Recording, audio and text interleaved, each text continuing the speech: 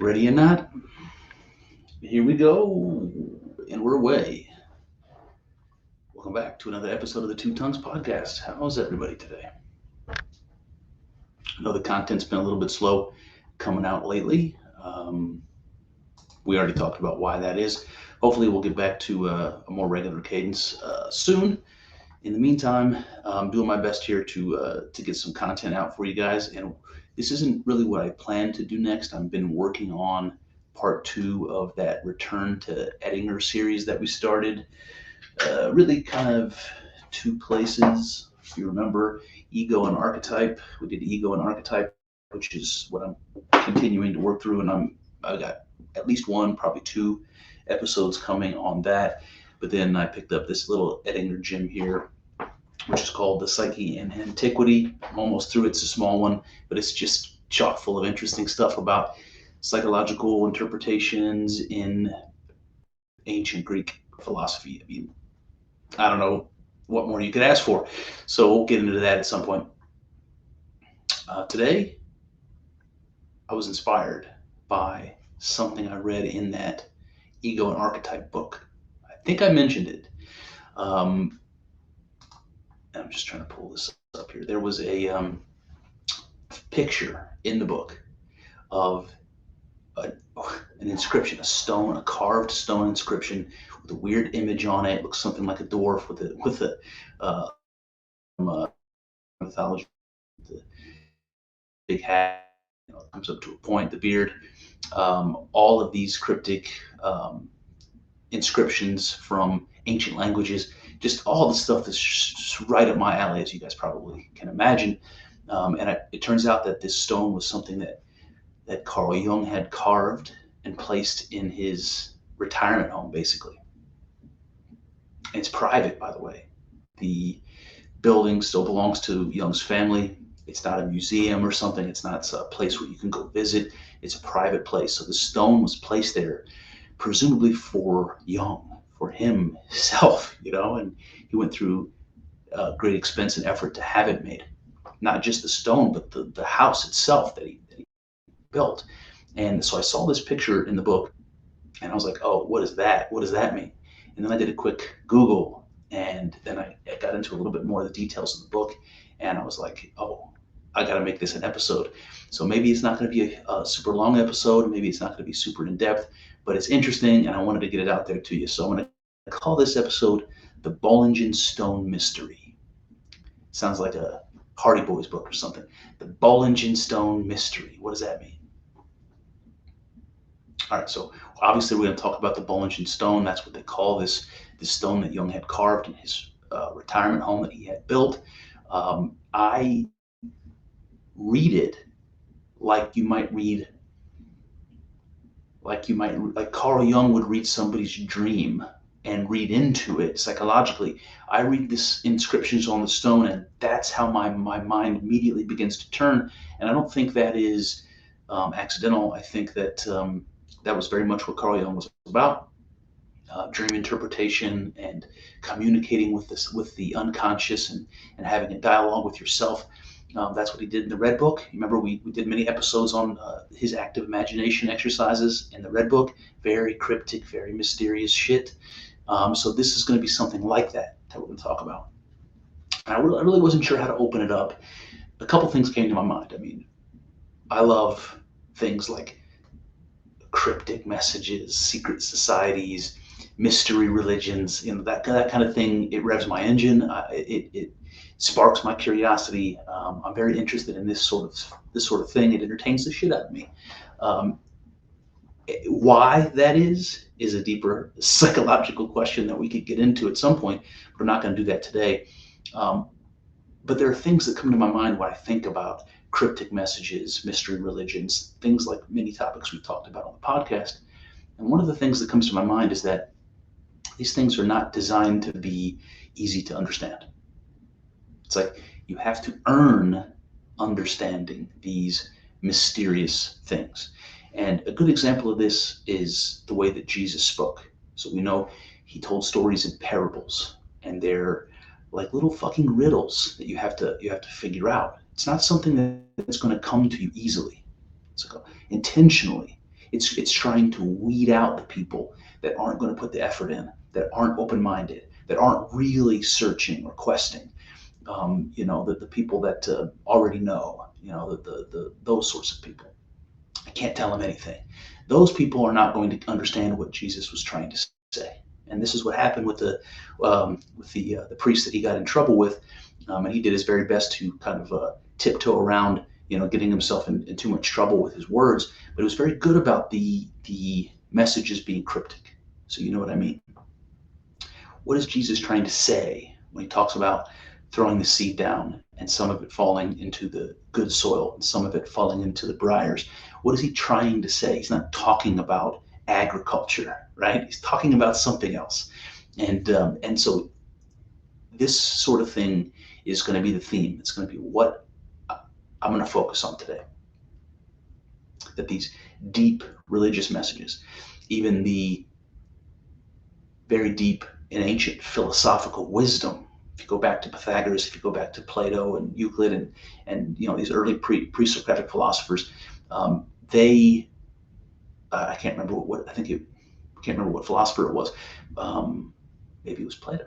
Can't remember, but there was an inscription above the academy that said that anybody who's ignorant of mathematics or geometry shouldn't enter the building, shouldn't even try to learn philosophy, because there's something deep and important about the abstractions of math and numbers, the application of that to the world, physics and the world around us, and biology and all that sort of thing.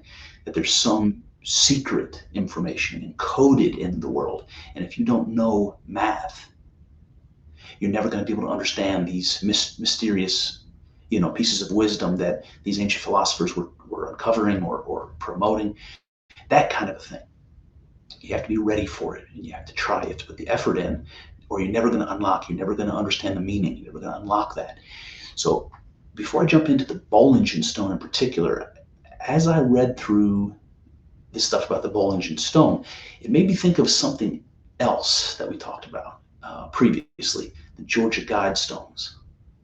So I'm going to remind you, this is a pretty good parallel. We can try to compare something like the Georgia Guidestones to the Bollingen Stone. So for those people who don't remember, the Georgia Guidestones were a monument that were erected in, I think, basically the middle of nowhere in Georgia, and nobody really knows who funded it. It's always all kept very secret, so it's a very big mystery. Who funded it? Whose idea was this? Why did they put it there? Nobody really knows. There was an episode of Brad Metzler's Decoded on the History Channel about this many years ago, and that was the first place I heard about it. But it came back up in the news because somebody not that long ago tried to destroy it. I think they blew up the monument, damaged it really badly. So why would somebody want to do that? So the idea with the Georgia Guidestones is some very rich person or people, no one knows, put this thing together, had it erected basically in secret, and it's like in the middle of nowhere. So you might stumble upon it, and if you do, you can walk up to it and see that it's like this ancient Stonehenge-looking thing, giant 20-foot tall standing granite blocks of stone. But what makes them different from Stonehenge is that they're all carved. It's like these three giant stones, and they're carved on both sides from top to bottom. And each side is carved in a different language, and some of the languages are dead languages, ancient languages like Sumerian. And then you've got modern languages, and they all say the same thing. It's like a Rosetta Stone situation.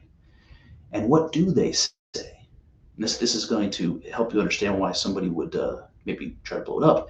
It says basically a list of 10 commandments for the modern world. It says, one, maintain humanity under 500 million and perpetual balance with nature. Guide reproduction wisely. Unite humanity with a living new language. Rule passion, faith, tradition, and all things with tempered reason. Protect people and nations with fair laws. Let all nations rule internally, resolving external disputes in a world court. Avoid petty laws. Balance personal rights with social duties. prize truth, beauty, and love, seeking harmony with the infinite. And then lastly, be not a cancer on the earth, leave room for nature. So this is what it says. So you can see, there's obviously some sort of religious components here, especially when we hear things like the infinite, the harmony with the infinite. That kind of sounds like a religious statement. The rest of it's kind of political, honestly. It's got an environmental thread that runs through it. Maintain humanity under 500 million in balance with nature. Okay, so we have to kill off or manage to, reduce the population significantly in order to be harmonious with the infinite, in order to not be a cancer on the earth. These are very politically charged statements with an environmental sort of agenda. So who knows? Who knows who did this or why? Talking about a world court and a common language for the world. This is like some new world order type of stuff as well. So you can understand why somebody might have thought, hey, let's blow this thing up. But it's weird that it was erected in the first place. Weird because it was extremely expensive. It was all done in secret, no advertising, and they put it somewhere where people aren't likely to go. So what in the fuck? Now the Bollingen Stone is something like this too, right? It's Carl Jung's home. It's not a public place, not a place people aren't likely to go. And yet the message that was inscribed on the stone, something seemingly very important for Jung. Why? Why do we know that? Well, he went through the expense and the cost of putting it there. He put a lot of time and effort into designing it and what it was going to say. Not arbitrary, very meaningful. So there's some parallels here. We'll get into something in a bit, but another parallel that comes to my mind is that the Georgia Guidestones are these 3 large stones with a 4th on top. And so there's basically 4 stones involved, and there's 4 sides of the stone that Carl Jung is put there in his retirement home. So there's some things we could compare and contrast between these 2 stones, but really not the purpose. I just wanted to bring this up to kind of set the stage a little bit, and then to give you something to compare what we're going to talk about today. There's lots of things I could have showed you. There's lots of cryptic inscriptions and undeciphered things. The Rosetta Stone is not a bad example we brought up earlier. Another something kind of similar here, at least to the Georgia Guidestones. But enough of that. Let's talk about the Bollingen Stone here a bit. And I can't talk about that without talking about the castle itself. Bollingen Tower is what they call it. For those people watching on YouTube, let me show this to you.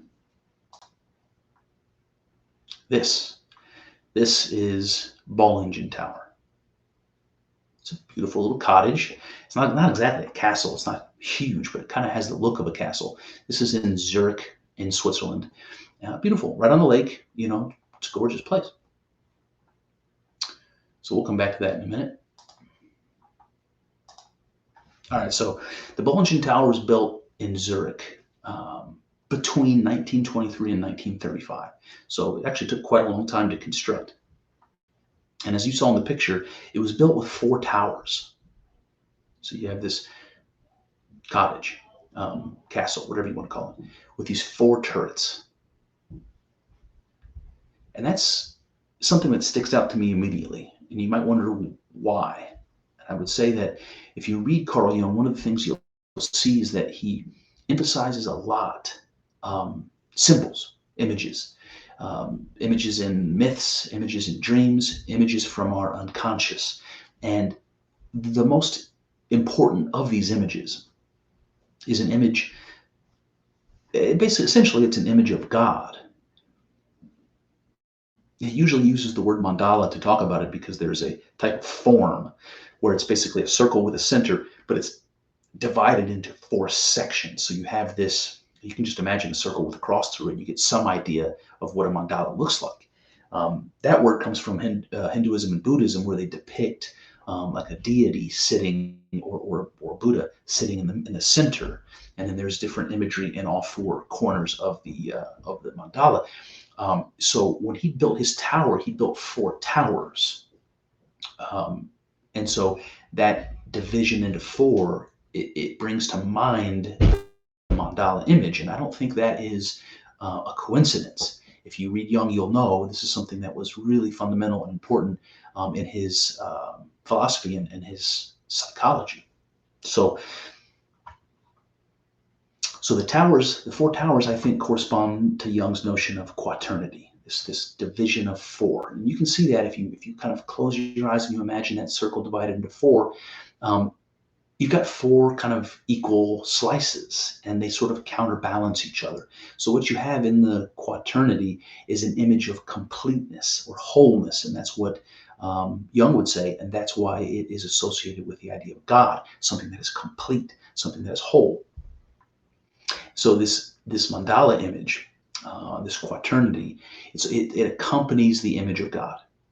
Okay, we see it a lot in the Buddhist and Hindu world in these mandalas, but we can see it in lots of other places. And Jung loves to point that out, as well as his students, from religious images all over the world. So a circle divided into 4, and it denotes wholeness. Okay. So Bollingen Tower was built on the shore of Lake Zurich, or a lake in Zurich. I'm not familiar with the geography in Switzerland, although my family does hail from Switzerland. The reason I bring up the fact that you saw a bit ago in the image, just pull it back up here. Water. I don't think that was an accident either. It was built right on the water because water is significant symbolically, and Jung talked about this ad nauseum. Water is a deeply ancient and powerful symbol of the unconscious. Why might that be? Well, the deep water is dark, right? So the light is associated with consciousness. The darkness is associated with unconsciousness. It's also deep, right? The deep, that's associated with the unconscious as well, kind of like a bottomless pit sort of thing. But what's important about that is that you don't know what's in it. That's why the unconscious comes with fear and is associated with lots of fearful images in religion. The dragon of chaos, the devouring mother. These images, are fearful images because you don't know what's there. Could be good, could be bad. I told this story many times on the podcast, but the only time I ever went snorkeling in the ocean, and I swam past the coral reef, and it just drops off into the darkness. I've never been more terrified in my life. It was like this wave of terror for no reason, just washed over me like it came up from the depths and swept over me. It took me a minute to get over it, just looking down and not seeing the bottom and not knowing what could be there. Right? This is the idea of the unconscious. It could hold a treasure. It could hold a demon. You don't know what's in it because that's exactly the point. You're not conscious of it. So he builds his castle on the water. Now, you might be forgiven for thinking this isn't intentionally symbolic at all. It's merely coincidental. If not for the fact that when the second story was added to the tower in 1927, after Jung's wife passed away, Jung acknowledged the symbolic significance of the second story expansion. He said that it was an extension of consciousness achieved in old age. Right? His second story he built represented an extension of consciousness. Okay? So even he says that the building itself is symbolic. It's not just this, though. He also, of course, erected on the grounds a carved monument with cryptic messages inscribed on it, which confirm that Jung's castle is a representation or a material embodiment of his own psyche. And of course, its connections to the archetypal psyche, which for Jung is God. In this way, the stone is kind of an idol, as well as an abstract self-portrait. It represents his psyche, but also the image of God, quite literally in stone. The Bollingen Stone, as it has become known, It was erected on Jung's 75th birthday. It's a great stone cube, and it's inscribed on 3 sides. Okay, knowing Jung's fascination with meaning and abstraction, I cannot help but to notice that 75 years represents 3/4 of the number 100. Exactly, right? The fact that exactly 3/4 of the cube bear inscriptions and that the number 100 represents a completion cannot, to my mind, be an accident. The 3 inscribed sides and the 4th left blank repeat the quaternity symbolism that we saw in the castle's 4 towers. The uninscribed side seems to represent the yet to be lived part of Jung's life, as well as the unmanifest potentiality that is the unconscious, the blank inscription, the unconscious. So I think what I'll do is I'll read these inscriptions for you. For those people who are following on YouTube, let me just show you a couple images.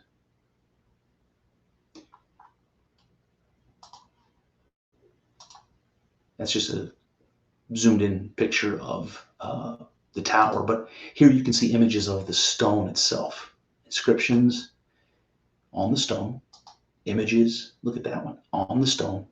Really, really interesting stuff. So this is the first one I saw, and I was just like, well, I have to know what that is. I have to know what that means. All right, so I'm going to read for you, best I can, what actually appears on the stone, and then I'm going to do my best to do a little bit of analysis psychologically on what this might mean. And if you like the podcast, you'll probably like where I'm going with this. Side 1 is in Latin. Okay, Latin, of course, is a dead language, an ancient language, a language that is associated with epic poetry, like Ovid's Metamorphosis or Virgil's Aeneid. Marcus Aurelius. It's associated with the Roman Empire. It's associated with Western civilization. It's got this mystique to it, Latin. I'm going to read for you the Latin, and I don't speak it, and I never taken a Latin class, so I'm just going to give this to you for effect as best I can, and then I'll give you the translation. In Latin, it says, "Hic lapsis exilis extat, pretio, quoque vilis, sepinator, astulis amator plus ab edactis." What does that mean in Latin?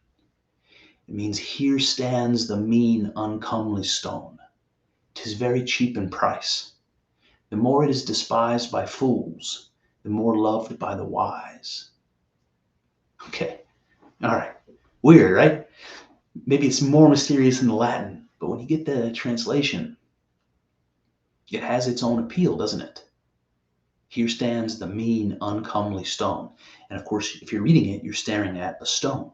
And you wonder, what is this? Is this referring to this stone? Is there some symbolism surrounding stone that I should be reading into this? What is this supposed to mean? Here stands the mean, uncomely stone. 'Tis very cheap in price. Well, a stone, not a precious stone, but just an ordinary stone, is cheap in price. It reminds me of a biblical phrase about not casting pearls to the swine. So the pearl of great price, that's a reference from Mormonism, I believe it is. But in any case, you were looking at an ordinary object. It's cheap in price. So what value could it have? And so that's the first half. The second half says it's despised by fools, but loved by the wise. Right? So then what you have to imagine is that there's something that upon first encounter seems common and not beautiful and cheap and ordinary and banal. And everybody seems to agree it's despised by fools, but loved by the wise. So there's something that you might be missing, something that most people might be missing. You're throwing something valuable away, and only the wise understand the value that's there. Now, if you understand Jung, you understand that there's something pretty obvious that's being pointed to here, that the unconscious, that's something that is ignored. Most people never have any recognition of it, let alone any dialogue with it. People don't identify with it or understand that they are themselves just as much unconscious as they are conscious, and what that might mean. Nobody seems to care or even ask that question. But there might be something valuable there if you're willing to look. And only the wise, only the select people who do, are able to uncover that treasure, right? In mythological terms, you might say, I'm trying to remember the exact phrase that Jordan Peterson likes to quote. I think this is another Jung quote, or maybe it's from alchemy, because Jung quoted a lot of the alchemists, medieval alchemists, that what you want the most, you'll find where you're least willing to look. And so the idea psychologically is that you have to go into the shit in order to find the treasure there. You have to go through the underworld. You have to go through the trials and tribulations. You have to go into the dragon's den, where you're never going to save the virgin. You're never going to get the treasure. So there's something like this going on here. Here stands the mean, uncomely stone. 'Tis very cheap. The more it is despised by fools, the more loved by the wise. I think this is something like what Jung means, the reason why he decided to include this in it.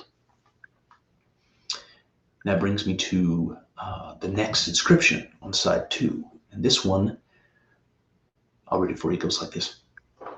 It's by the way, in ancient Greek. So we have the Latin, and then this one is in ancient Greek, and it goes, time is a child, playing like a child, playing a game, the kingdom of the child. This is Telesphorus, who roams through the dark regions of this cosmos and glows like a star out of the depths. He points the way to the gates of the sun and to the land of dreams.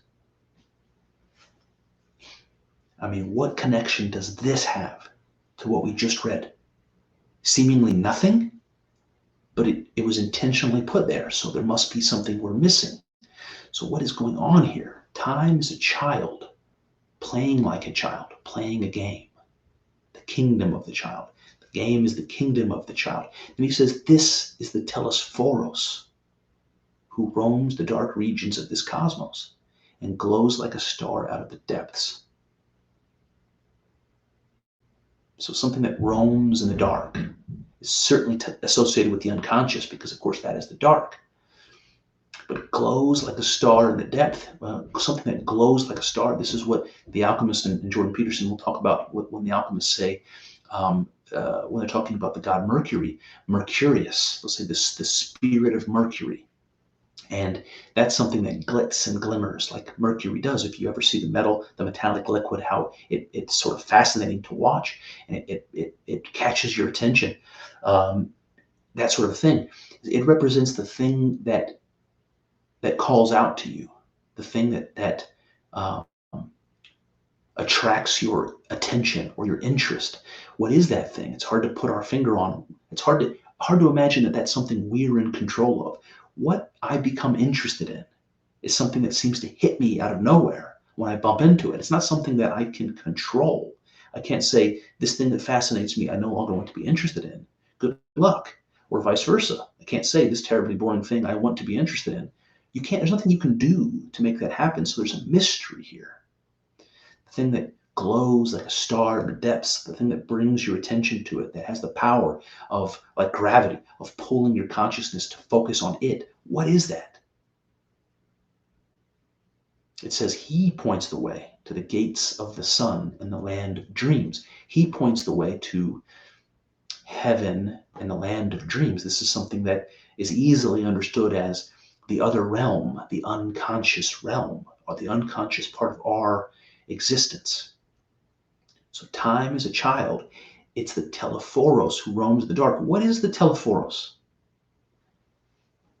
So for those who don't know, the Telesphorus apparently is a god that found its way into the ancient Greek world from elsewhere, maybe from the Celtic world, and it's a god that was associated with healing. You know, the word Telesphorus means bringer of completion. So the Telesphorus is a god of healing. A god of healing that is the bringer of completion. Now remember, completion, wholeness, that goes back to the mandala. That's the image of God. That's the symbol that means God, the wholeness, the completion. And that's what Telephorus' name means? That's interesting. And Telephorus is also, as a figure, is also shown, depicted as a homunculus, which is another word from alchemy, but homunculus means a little man, a little person. It's like you have within you a little person, a little version of you, the invisible you, the unconscious you, you might say. A good image for understanding this is this cartoon of the little angel on your shoulder that's trying to keep you from doing doing evil deeds. The little you that sits on your shoulder, the homunculus. And this is what the Telephoros was depicted as. The bringer of completion, who's the little person that exists within you. And the bringer of completion is, what did we say? God, or at least the completion is God. And if we look at the phrases that are used here, time is a child playing like a child. Okay, this is something that reminds you of a line from an ancient philosopher, Heraclitus, that says, time is a child at play, gambling. A child's is the kingship. So this is clearly influencing Jung's choice of words here. And if that sounds questionable to you, I would say, I don't see the question in it. It's very clearly related. But not only that, Heraclitus happens to have been Jung's favorite philosopher, certainly his favorite pre-Socratic philosopher. And if you wonder why, it's because Heraclitus believed that the source of all things, the arche, the source of all things, what the cosmos owes, the fire. So a lot of the philosophers thought that the world was made up of fire, earth, water, air, that kind of thing. There was 4 arche. To Heraclitus, there was just one, and it's called the ever-living fire. And he describes that as intelligence, but also as the cause of order in the cosmos. So intelligence is something we associate with our own consciousness. And the order in the world, that which allows the cosmos to be possible, the balance and the harmony of the world and nature. And this Heraclitus connects to the logos, right? Intelligence, the logos, order, the logos. And that Greek word, of course, is significant because in the Gospel of John, anyway, logos is God, the Spirit of God. So the Telesphoros, the bringer of completion, is the Spirit of God within us that brings healing, whatever that means. Heraclitus, a couple of quotes from Heraclitus that you might like. He says, the world neither any god nor any man made, but it was always and is always ever-living fire. He also said, all is flux, if you remember Heraclitus said that. So Jung has pulled from Heraclitus here with a little twist, hasn't he? He also uses another phrase from an ancient historical reference, a religious reference. When he says in the end, he points to the gates of heaven, to the gates of the sun and the land of dreams. This, I'll read to you from the Odyssey. He points the way to the gates of the sun and to the land of dreams verbatim.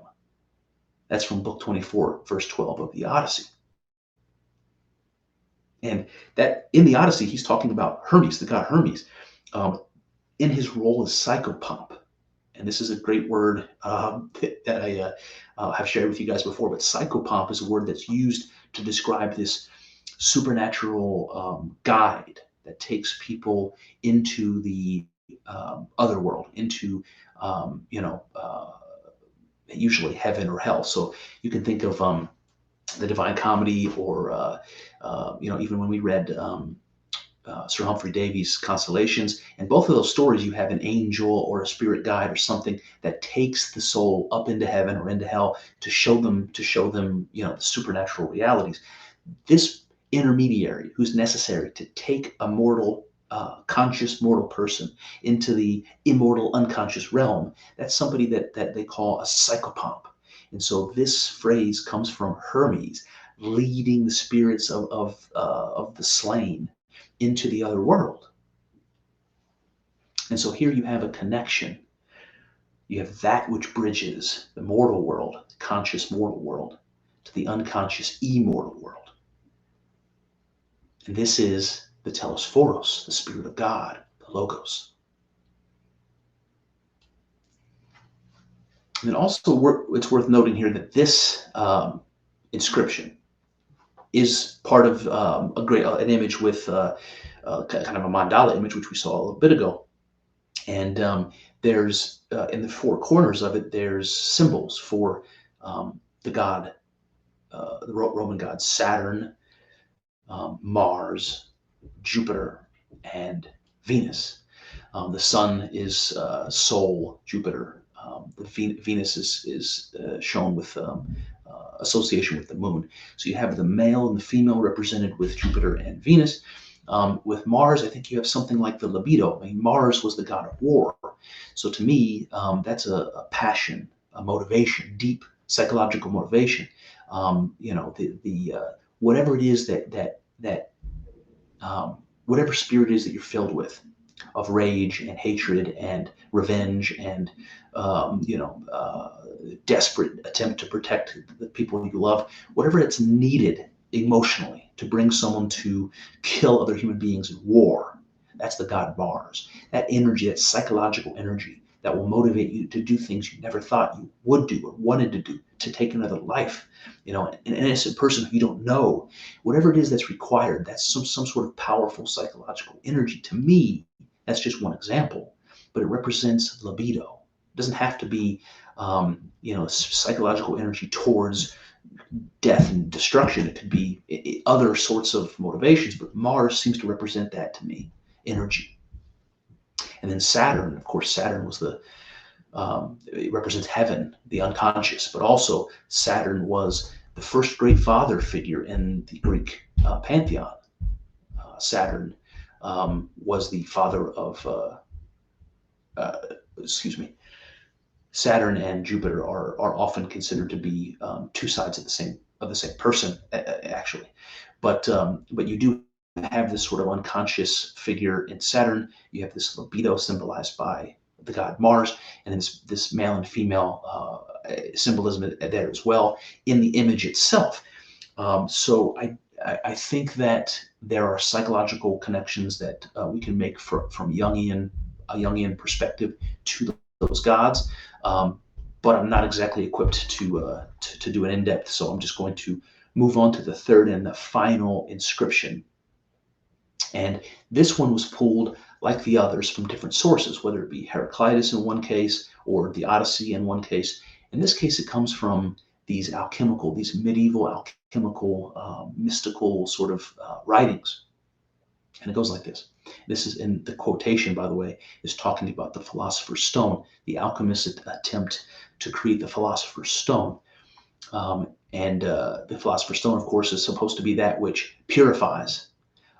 But in particular, it's that which can purify base metals into pure gold. So this is the symbolism or imagery that goes along with the Philosopher's Stone. Whether that was ever intended to be something that actually took base metals and turned it into gold, or if it was a symbol for the transformation of your soul, the purifying of your soul and development of your psyche, that would be, of course, Jung's interpretation. But it goes like this. I am an orphan, alone. Nevertheless, I am found everywhere. I am one, but opposed to myself. I am youth and old man at one and the same time. I have known neither father nor mother because I had to be fetched out of the deep like a fish, or fell like a white stone from heaven. In woods and mountains I roam, but I am hidden in the innermost soul of man. I am mortal for everyone, yet I am touched by the cycle of aeons. All right. I like that one the best, I think. My hair is standing up on my arms right now reading it. So clearly, a very interpretable passage. What does it mean to you? So when he says, I am an orphan alone, that reminds me of I think it was Aldous Huxley, I believe it was. And he talked about human consciousness as being island universes. Every conscious being is an island universe. We don't have the ability to step into the sentience, the conscious experience of anybody else ever under any circumstances. We're stuck, locked in this island that we call our body. Our mind is sort of contained, self-contained. And so when Huxley talks about human beings being island universes, and Jung says, I am an orphan, alone. I get that. He says, nevertheless, I am found everywhere. So whatever it is that I am, maybe that's the Spirit of God that we've been talking about. What am I at the deepest level? Jung certainly wouldn't say it's ego, which is what most of us think when we say, I am Chris, I am a father, I am whatever I am. That's ego you're describing. What you are might be something else, something deeper, something far more profound than that. So whatever I am is referencing here is something probably more esoteric. So I am an orphan alone. Nevertheless, I am found everywhere. So whatever that I am is everywhere. Then he says, I am one. Okay, that would explain why you're alone, but it also rings back to shamanism and mysticism. The one, thinking about God as the one, is something that's a common experience in tribal religions, in particular shamanism, from psychedelic experience, mystical experience, and religious ecstatic experience. That this is something that people come back with and say, I am one with the universe. Everything is one. The oneness is a very mystical and important human experience of God. So he says, I am one, but opposed to myself. What could that possibly mean? Well, if you've read your Jung, or if you've listened to the podcast enough, you know there's this image of wholeness. We can see it in the mandala, in the circle, but it's oftentimes called the Ouroboros in mythology. It's the serpent swallowing its own tail, the image of something that's self-created and self-contained. It has no beginning, it has no end. It's an image of God, and it's complete, like a circle is, like a ring is. No beginning, no end. It's complete. It's not missing anything. So I am one, like the circle is one, but opposed to myself. And that makes sense in the perspective of the Ouroboros, because if you remember, the Ouroboros is opposites in union, the dark and the light together, the masculine and the feminine together, the conscious and the unconscious together. It's the wholeness because it includes both sides of the opposites. So that is how you can be one and yet opposed to yourself. And the image here is something like this. What reality is conscious and unconscious together. Whatever that means, we have no idea. It's unknowable. It's a paradox. But whatever that is, that fundamental thing that's behind our logic, behind our perceptions, that undergirds everything, that's the one. And then in religious stories, that one thing has to be separated into being. In the Bible, the light and the darkness are separated. The earth and the waters are separated, right? Everything, the male and female are separated from each other. So the one has to be broken up to create the reality. And we see that myth in all sorts of places where some great primordial God exists as the one God, and then he gets ripped to pieces and his body becomes the cosmos. That kind of a thing. And so whatever this oneness is opposites united, the conscious and the unconscious. Now we understand ourselves to be a conscious component to reality. We understand ourselves to be conscious. And that consciousness is opposed to something. Its opposite is the unconscious. Here's the thing. We are that too. We are unconscious as much as we are conscious.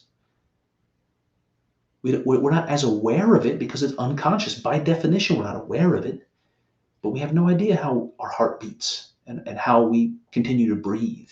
We have no idea where our ideas, our epiphanies, our interests come from. We're a mystery to ourselves. There's a huge unconscious part of our psychology and our biology. And then he says, I am youth and old man at one and the same time. Another paradox, opposites united, youth and old man at one time. But of course, if you're a man, you will and your life be young and old. And what you are, notwithstanding the arrow of time, is both of those things at once. What you are, what has gone through those transformations of youth and age, what you are is something constant throughout that process. You are both the old man and the youth. And he says, I have known neither father nor mother. Right? The unborn. I have known neither father or mother. What I am, right? I personally have a father and mother just as you do. But what am I talking about here? I'm talking about this individual ego experience. The spirit of life and consciousness that flows through the cosmos and has flowed through my ancestors all the way up to me and will flow in, has flown into my children and into the future. That thing has no mother or father. He says, why? I have no mother and father. Why? Because I had to be fetched out of the deep like a fish. Remember, deep represents the unconscious. The ocean, the deep, the endless ocean, the water is the unconscious. I had to be fetched out of the unconscious. And this is what Jung will say, that the unconscious is the birthplace of consciousness. And so my ego has to be fetched from this deep chasm of godhood, whatever that is. This deep unconscious source of consciousness, whatever that is. He said, or heaven, whatever is either reeled up from the depths of the unconscious like a fish, or it drops from heaven like a stone. Whether we're talking about the depths of the ocean or we're talking about heaven, either way, we're talking about a place we really cannot go or cannot survive, a place that is unknown to us. We're talking about a representation of the unconscious. He said, in woods and mountains I roam, but I'm hidden in the innermost soul of man. So the spirit of creation, the logos that was there on the surface of the waters in the beginning in the Genesis story, whatever that is, the tribal people of old would say the spirits of nature, the spirits of the woods and the mountains, the sentient component, the divine component to reality flows in the world as it does in my own soul. He says, I am mortal for everyone, yet I am touched by the cycle of eons. I am mortal for everyone. Everyone is mortal and will die.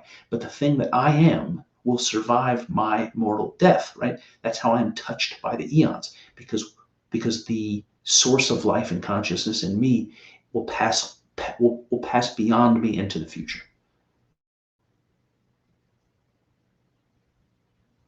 So I don't know. Did we crack the puzzle, the code? Did we unlock the mysteries of the Bollingen Stone? Well, we did better than not trying. We put in some of the effort, some of the work, some of the suffering, needed to unlock some of it. So maybe I don't have a perfect understanding, but you can see how easy it is to write pages and pages and pages of possibilities of what these cryptic messages might be, what Jung's intention was here. And that brings me to my conclusion.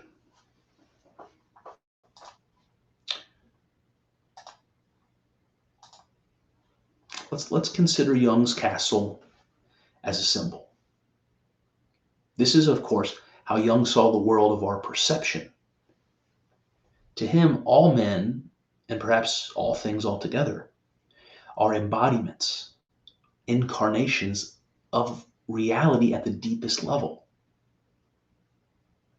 Jung saw the archetypal psyche, or the collective unconscious, as the fundamental reality, the ever-living fire of Heraclitus.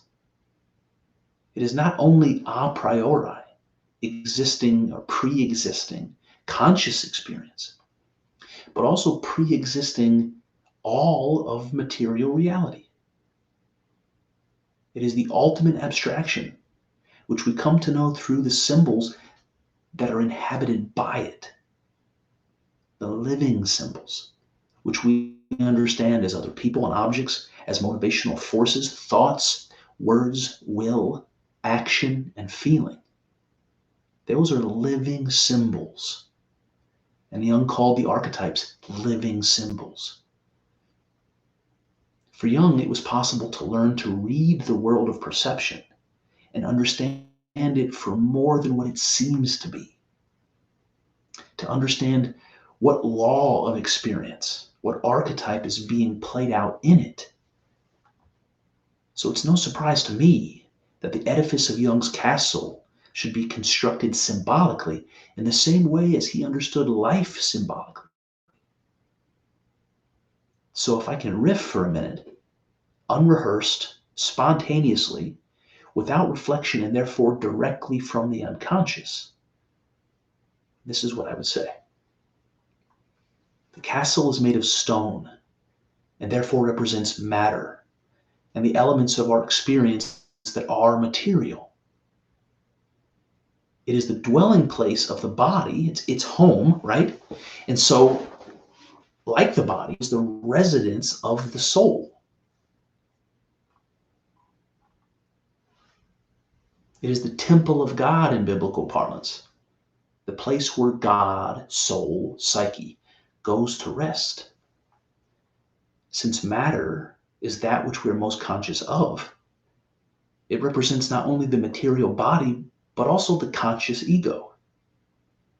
The dark, cold mountain lake that surrounds the castle is, of course, the unconscious, the deep, the place of hidden and unreachable depths, treasures, potentiality.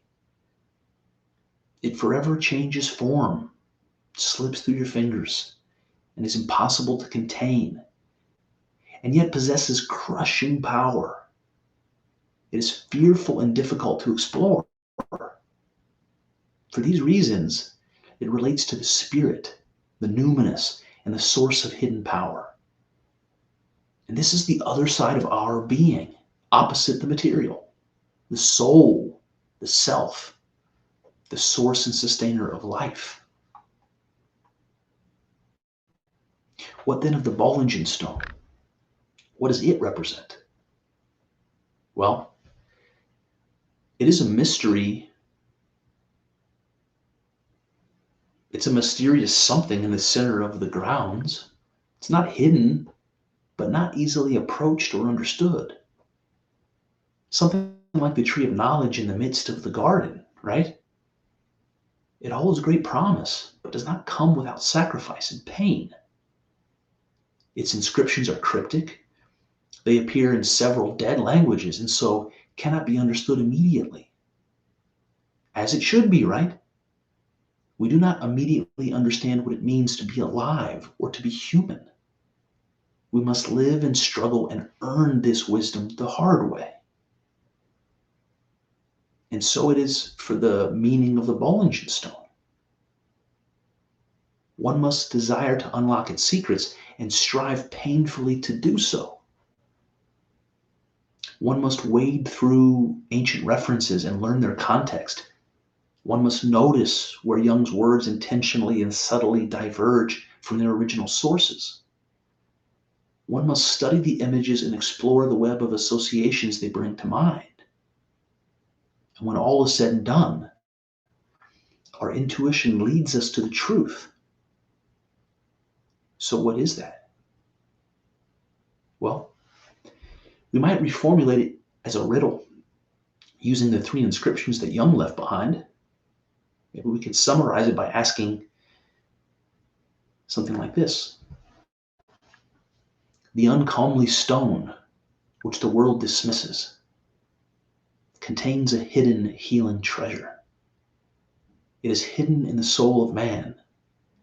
It contains its own opposite and moves throughout the eons. What is it? What say you?